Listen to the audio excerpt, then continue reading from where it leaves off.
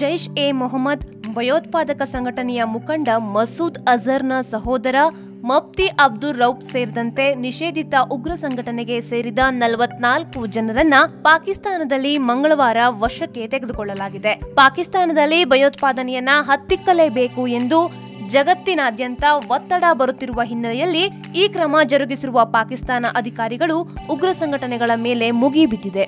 ಈ ಸಂಗತಿಯನ್ನ ಆಂತರಿಕ ಖಾತೆ ರಾಜ್ಯ ಸಚಿವ ಶೆಹರ್ಯಾರ್ ಖಾನ್ ಅಫ್ರೀದಿ ಅವರು ಪತ್ರಿಕಾಗೋಷ್ಠಿಯಲ್ಲಿ ಹೇಳಿದ್ದಾರೆ. ಪಾಕಿಸ್ತಾನಕ್ಕೆ ಕಳೆದ ವಾರ ಭಾರತ ಸಲ್ಲಿಸಿದ್ದ ಉಗ್ರರ ಪಟ್ಟಿಯಲ್ಲಿ ಮಫ್ತಿ ಅಬ್ದುಲ್ ರೌಫ್ ಮತ್ತು ಅಹಮದ್ ಅಜರ್ ಅವರ ಹೆಸರುಗಳಿದ್ದವು. ಪುಲ್ವಾಮಾದಲ್ಲಿ ಫೆಬ್ರವರಿ 14ರಂದು ಜೈಷ್ ಸಂಘಟನೆ ನಡೆಸಿದ ಆತ್ಮಾಹುತಿ ದಾಳಿಯಲ್ಲಿ 40ಕ್ಕೂ ಹೆಚ್ಚು ಸಿಆರ್ಪಿಎಫ್ ಯೋಧರು ಹುತಾತ್ಮರಾದ ಮೇಲೆ ಭಾರತ ಉಗ್ರರ ಮೇಲೆ ಕ್ರಮ ಜರುಗಿಸಬೇಕೆಂದು ಪಾಕಿಸ್ತಾನವನ್ನ ಒತ್ತಾಯಿಸುತ್ತಲೇ ಇತ್ತು.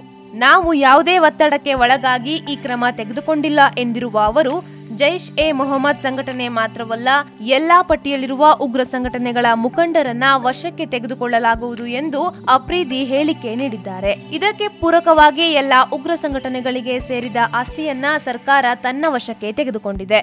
ಪಾಕಿಸ್ತಾನದಲ್ಲಿ ಲಂಗು ಲಗಾಮಿಲ್ಲದೆ ಹಬ್ಬಿಕೊಂಡಿರುವ ಭಯೋತ್ಪಾದನಾ ಸಂಘಟನೆಗಳ ಮೇಲೆ ಉಗ್ರ ಕ್ರಮ ಜರುಗಿಸಬೇಕೆಂದು ಫೈನಾನ್ಷಿಯಲ್ ಆಕ್ಷನ್ ಟಾಸ್ಕ್ ಫೋರ್ಸ್ ಎಂಬ ಅಂತಾರಾಷ್ಟ್ರೀಯ ಸಂಸ್ಥೆ ಪಾಕಿಸ್ತಾನಕ್ಕೆ ಡೆಡ್ಲೈನ್ ನೀಡಿದ ನಂತರ ಉಗ್ರ ಸಂಘಟನೆಯ ಮುಖಂಡರನ್ನ ವಶಕ್ಕೆ ತೆಗೆದುಕೊಳ್ಳುವ ಕೆಲಸಕ್ಕೆ